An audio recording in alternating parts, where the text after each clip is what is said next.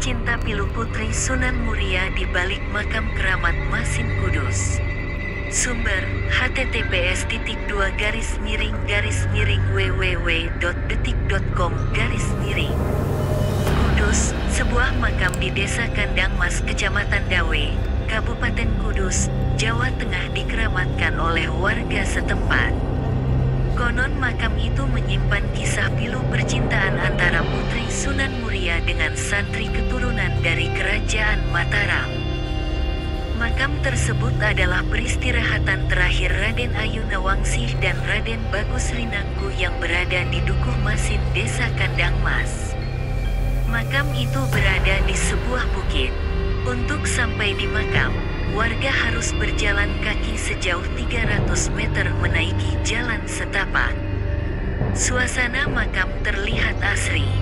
Di sekitar makam terdapat banyak pepohonan jati yang masih rindang dan lebat. Warga tidak berani mengambil kayu jati itu karena dikeramatkan oleh warga setempat. Peziarah biasanya datang setiap Rabu, Kamis, dan Jumat. Ketua Pengurus Makam Keramat Punden Masin, Sumartono, mengatakan makam Raden Ayu Nawangsih dan Raden Bagus Rinangku telah dikeramatkan oleh warga setempat. Menurutnya Raden Ayu adalah anak Sunan Muria. Sedangkan Raden Bagus adalah keturunan Mataram yang menimba ilmu di pondok milik Sunan Muria. Karena dari Mataram berkeinginan untuk berguru di rumahnya Sunan Muria, akhirnya mereka diterima ngaji bersama. Tapi sebelumnya Raden Bagus ini sudah punya ilmu luar biasa, jelas Sumartono ditemui di lokasi, Kamis tanggal 7 Maret tahun 2024. Sumartono menceritakan ada sebuah kisah percintaan di balik makam itu. Konon kata dia Raden Ayu dengan Raden Bagus menjalin hubungan asmara. Namun karena caranya yang dinilai kurang baik, akhirnya berakhir dengan kematian. Dia mestinya direstui tapi caranya yang tidak sopan. Sebagai pemuda mereka bersama-sama di hutan. Mereka keduanya adalah berpacaran. Karena Den Ayu ini sudah diincar oleh orang lain termasuk murid dari Sunan Muria yang bernama Cibolek yang dari Bulu Manis Kajen Pati, ini hanya nama samaran, terang dia.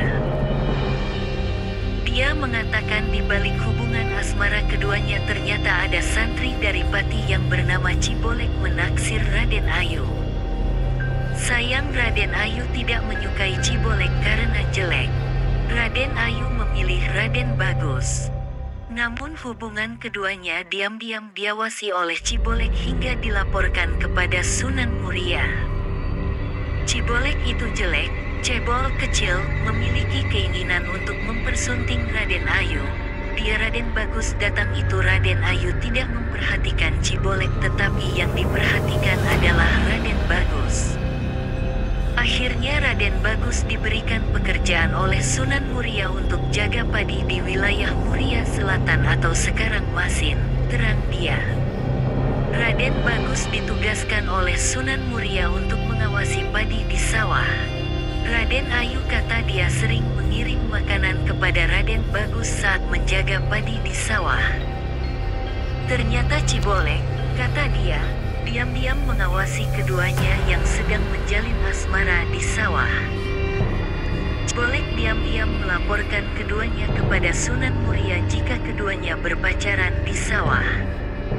Raden Bagus disuruh jaga padi di sawah. Raden Ayu sering datang untuk mengirim makanan, witing tresno apa-apa jadi tertarik. Akhirnya mereka itu dilaporkan Cibolek kepada Sunan Muria. Anak panjengan Raden Ayu tidak sopan, di sawah dia pacaran dengan Raden Bagus, terang Sumartono. Akhirnya dibuktikan oleh Sunan Muria ketanyaannya, mereka masih pacaran. Akhirnya dilaporkan, di rumah lalu diberikan arahan oleh Sunan Muria.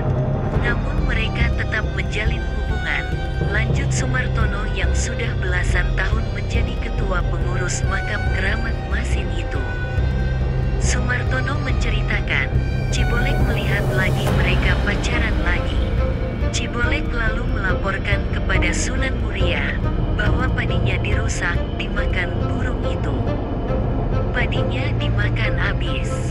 Akhirnya dilaporkan, tetapi saat Sunan Muria datang melihat padinya ternyata tidak ada yang rusak dan masih utuh.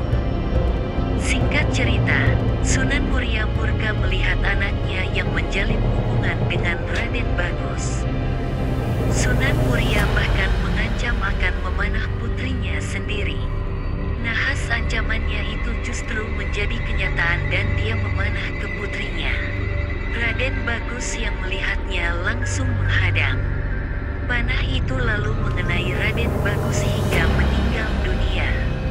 Singkat cerita, Raden Ayu didatangi oleh Sunan Muria.